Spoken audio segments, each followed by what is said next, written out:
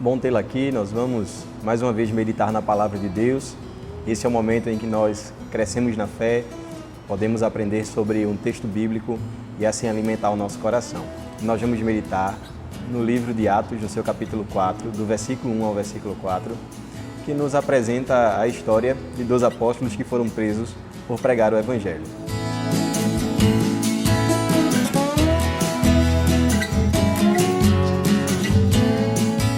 Diz assim a palavra do Senhor. Falavam eles ainda ao povo, quando sobrevieram os sacerdotes, o capitão do templo e os saduceus, ressentidos por ensinarem eles o povo e anunciarem em Jesus Cristo a ressurreição dentre os mortos. E os prenderam, recolhendo-os ao cárcere até o dia seguinte, pois já era tarde. Muitos, porém, dos que ouviram a palavra a aceitaram, subindo o número de homens a quase 5.000. Você já parou para pensar que o crescimento da igreja está ligado à providência divina e não às circunstâncias? O livro de Atos relata para nós o crescimento da fé, o estabelecimento do Evangelho e o crescimento de forma exponencial da mensagem sobre Jesus Cristo. Nos apresenta uma oposição que nos mostra claramente que mesmo através das circunstâncias, o Evangelho não deixou de prosperar e os apóstolos não deixaram de pregar a mensagem. Nos ensinando então que a oposição está nas mãos do Senhor e que Ele mesmo maneja para o crescimento da sua própria igreja. No versículo 1 e 2, o texto nos mostra a realidade da perseguição sobre a igreja naqueles dias. O texto diz assim: falavam eles ainda ao povo quando sobrevieram os sacerdotes, o capitão do templo e os saduceus, ressentidos por ensinarem eles o povo e anunciarem Jesus Cristo a ressurreição dos mortos. Aconteceu que naquele momento os apóstolos Pedro e João estavam pregando e falando sobre o milagre que acontecera em Atos capítulo 3, quando eles, ao ingressarem no templo, curou pelo poder de Deus e pela ação do Espírito Santo um coxo que pedia esmolas. Pregando então o Evangelho e falando sobre o milagre realizado, os sacerdotes, os saduceus, eles se encheram de ressentimento. Provavelmente ficaram com o coração enciumados, porque eles ensinavam o povo e agora quem estava ensinando a fé eram os apóstolos. Não apenas isso, o próprio apóstolo Pedro ele já havia tecido alguns comentários não agradáveis em relação à fé judaica, em relação ao fato dos sacerdotes não apontarem para Cristo como Messias. Então, diante dessa circunstância, nós podemos perceber que, movidos de um ressentimento, eles perseguiram o apóstolo Pedro e perseguiram também o apóstolo João. O texto nos ensina que havia um grupo pronto para perseguir esses 2 apóstolos.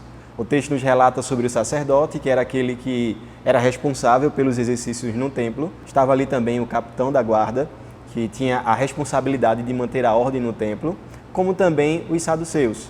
Os saduceus eram um grupo religioso que não acreditava em espírito ou anjos, que não acreditava no fim dos tempos e que também não acreditava na ressurreição dos mortos, consequentemente, não acreditando em Cristo como Messias, como Salvador. Então, esses 3 grupos perseguiram os apóstolos naquele dia. O versículo 3 nos diz assim: e os prenderam, recolhendo-os ao cárcere até o dia seguinte, pois já era tarde. Ressentidos de inveja, como aqui nós já vimos, eles prenderam a Pedro e a João. Mas aconteceu que, naquele momento, o templo estava fechado. Normalmente, o templo fechava às 4 horas, naquele período.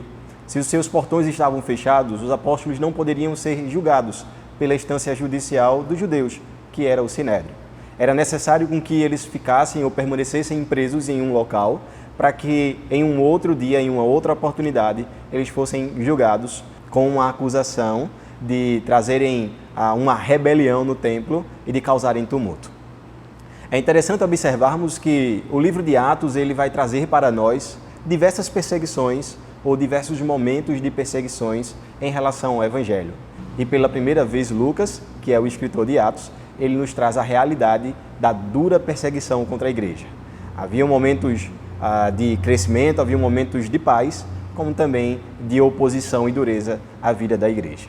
O versículo 4 nos diz assim: muitos, porém, dos que ouviram a palavra a aceitaram, subindo o número de homens a quase 5.000.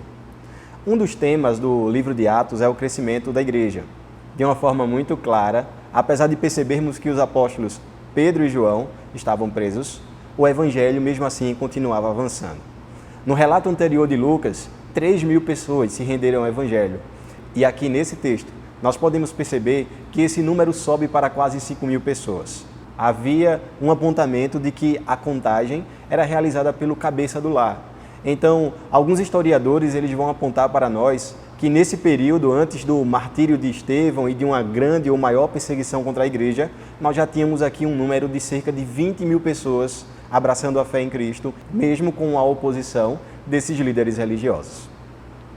Sendo assim, nós podemos extrair algumas lições para a nossa vida. Podemos perceber que o Evangelho de Cristo ele é sempre vitorioso e que, apesar da oposição, ele continua avançando de forma exponencial. Duas aplicações eu gostaria que nós trouxéssemos para a nossa vida em relação ao texto que nós acabamos de meditar. A primeira aplicação que nós podemos extrair desse texto é que, independentemente da circunstância que nós podemos enfrentar em relação à nossa fé, os desígnios de Deus, ou seja, a sua vontade, é sempre levada a cabo. A vontade de Deus, ela nunca é prejudicada pelas circunstâncias, pela oposição que a igreja possa enfrentar. Trazendo a nossa própria vida, muitas vezes nós poderíamos chegar a pensar que os planos de Deus eles não podem ser executados por causa de dificuldades que nós enfrentamos. Nós poderíamos imaginar, por exemplo, se a nossa família vai cumprir os desígnios de Deus, ou se a nossa própria igreja ela vai continuar de pé, apesar das adversidades, ou até mesmo se uma doença, como nós estamos enfrentando hoje em nosso país, será capaz de exterminar a nossa vida, de acabar com os nossos dias, sem que Deus tenha um controle exato sobre todas as coisas. Aprendemos de uma forma muito clara com esse texto, que apesar das circunstâncias, o desígnio de Deus, a sua vontade, o seu conhecimento, o seu desejo é sempre levado a cabo e isso deve tranquilizar o nosso coração. Por isso, mantenhamos firme a nossa fé em Deus, na plena certeza de que aquele Deus que nos prometeu, Ele é fiel para cumprir e poderoso para fazer. A segunda lição que nós podemos extrair desse texto é que Deus é responsável por sustentar a sua própria igreja. Observe que a igreja, no seu nascedouro, ou aquilo que nós chamamos de igreja primitiva, ela teve a ação de Deus e a preservação do próprio Deus. Quando nós lemos o livro de Atos, as perseguições elas se intensificam, de maneira que nós podemos perceber que até mesmo com o mártir, o Estevão, a fé em Deus ela não foi abalada. Os crentes continuavam firmes no Senhor. E não poucas vezes nós podemos ler o livro de Atos, nós podemos perceber que enquanto a igreja era perseguida, Deus a mantinha de pé. De modo que ainda hoje nós temos o mesmo Deus, nós temos a sua igreja, o seu povo, e nós nos mantemos de pé pela força do Senhor. Passamos um momento adverso em que não temos a condição de nos encontrarmos, de nos abraçarmos, de aproveitarmos a nossa comunhão, a comunhão dos santos, de forma presencial. Perdemos a condição, temporariamente, de nos reunirmos para o culto, mas devemos pensar que a igreja do Senhor se manterá de pé e que ela passará por essa adversidade e certamente Deus será glorificado em todas as coisas. Que Deus nos abençoe e que nós possamos então abraçar a fé em Cristo com a plena certeza de que os seus propósitos, de que a sua igreja permanecerá de pé por causa do seu nome.